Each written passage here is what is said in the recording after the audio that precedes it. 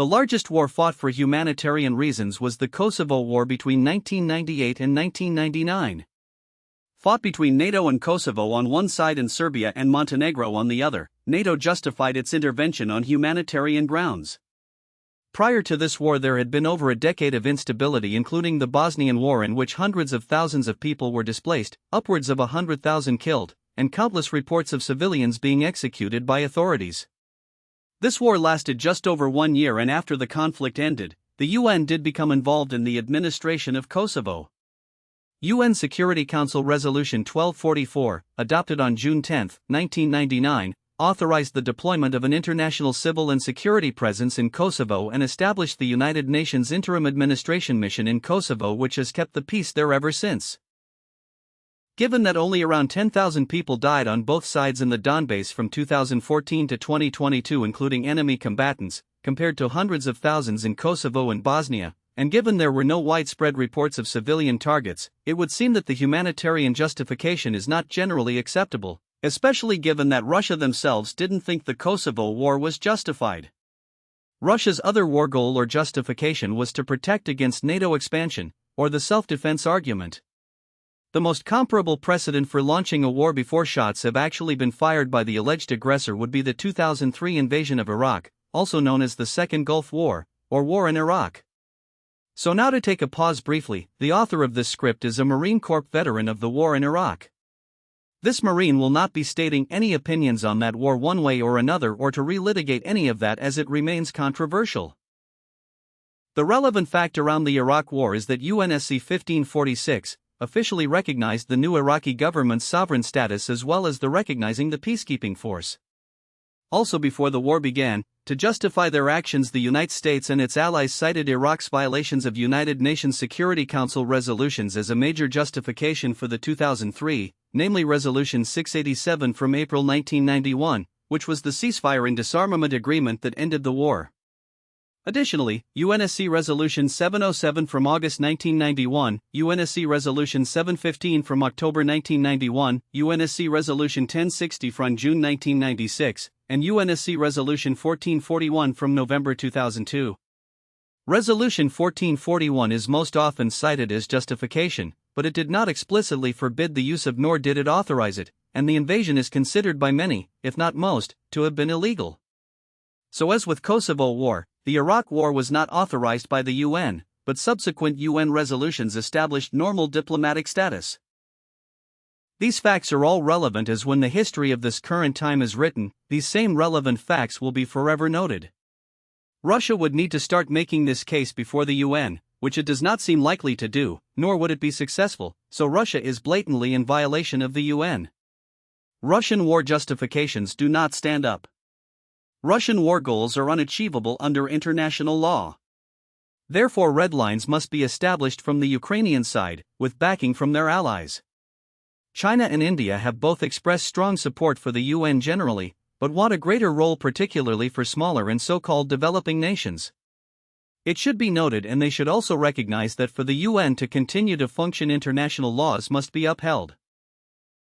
Even if Russian claims of a population in Ukraine sympathetic towards Russia, with some level of allegiance, is true, they must make their case openly to the UN, and lobby for an interim authority until the UN can agree on steps moving forward to recognize legitimate aspirations for independence.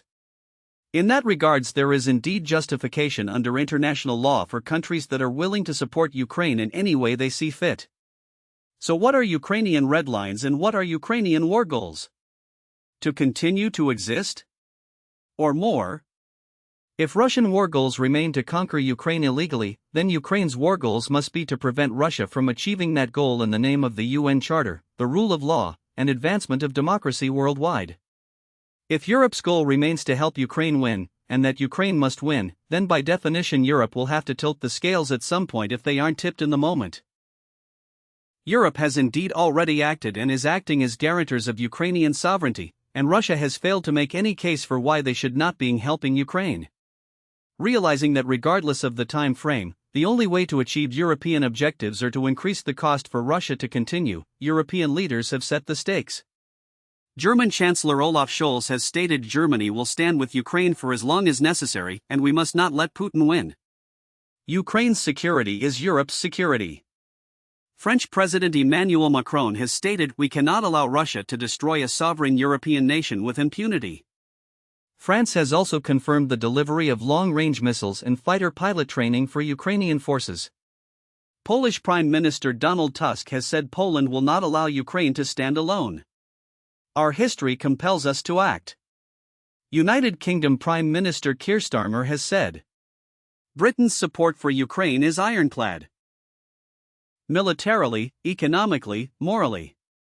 European Commission President Ursula von der Leyen. Ukraine is not only defending itself, it is defending the values of Europe. The EU is also accelerating accession talks with Ukraine, stepping away from a strategy of following the US's lead. Europe has their own military intelligence, weapons systems, and air defense, and is expanding their capabilities. The United States is much more complicated in terms of their strategic position on Ukraine. They have called on Europe to step up as leaders for years. United States President Donald Trump said in July 2018 at the NATO summit in Brussels, "Many countries are not paying what they should. And, frankly, many countries owe us a tremendous amount of money for many years back where they're delinquent as far as I'm concerned." More broadly concerning the war in Ukraine, President Trump has stated, "The war should never have happened. And I do not need to tell the world what I would do. That is why I was effective. Because nobody could predict me." Throughout the war, the US provided critical military intelligence, weapons systems, and air defense and should be thanked. As the US has wanted, European powers are now in a position to step into a new role as regional leaders to protect the Ukrainians, who have proven themselves to be extremely capable warriors and a great power in their own right. Volodymyr Zelensky, President of Ukraine. Bravery takes you through the most unimaginable hardships to finally reward you with victory. And I need ammunition, not a ride. Oleksandr Syrsky, Commander-in-Chief of the Armed Forces of Ukraine, has stated, "The tasks of the armed forces remain unchanged: the defense of Ukraine against Russian military aggression. The situation on the battlefield is difficult but controlled. The enemy continues offensive actions in several directions, concentrating its main efforts in the Donetsk region. The priority is to ensure the sustainability of our defense, to preserve the lives and health of our servicemen, and to prepare reserves. We will continue improving the management system, increasing the efficiency of planning and conducting military operations, and rationally using all available resources and reserves. Only changes and constant improvement of our capabilities will give us the opportunity to defeat a stronger enemy." So, these do not seem to be provisional attitudes to buy time or signs of wavering. Ukraine's commitment is strong. They have shown they can organize, sustain, and adapt their defenses, and go on the offense as needed as well. Now Ukraine must take their place at the tip of the spear, along with the support of their allies. War goals should be defined. Allies should be invited and declared. That is the best way to uphold international law, for the UN to remain relevant, and the best way for Ukraine to survive. Russia will most likely survive, but at what cost, and with what future? It's also possible for the Balkanization of Russia to occur. If it does, is Ukraine and the world ready? As I've laid out, Russian war goals are illegitimate under international law. 1. Demilitarize and denazify Ukraine. As Ukraine is sovereign, is recognized by Russia, there is no precedent and no legal argument being made. 2. The self-defense argument, protecting Russia's national security against NATO expansion. The best precedent was the war in Iraq, largely held to be illegal and which was immediately remedied by UN resolutions authorizing interim authorities. Russia should either lobby for such UN-recognized authorities or be declared in violation of international law. 3. Protecting Russian-speaking population in Ukraine. The best precedent was the war in Kosovo, which in its face was not comparable. If this is to be accepted, it must be legally defined, as there are countless minority ethnic groups across national borders, and to allow this as justification would invite disaster. 4. Propaganda elements, accusing other countries of interference in Ukrainian affairs and citing past misdeeds of other nations. There are countless accusations of crime, corruption, and malintent every day. These are not justifications for war. Therefore, the world has every right to intervene in Ukraine to enforce international law. Russia must acknowledge or refute this and must be invited to do so. Ukraine must acknowledge that it can still lose, and that it is fighting with foreign support. I believe this support is sufficient to win, but winning can mean Russia collapses. Russians acknowledge they can never win according to their stated goals and revert to negotiation, or they can continue the war.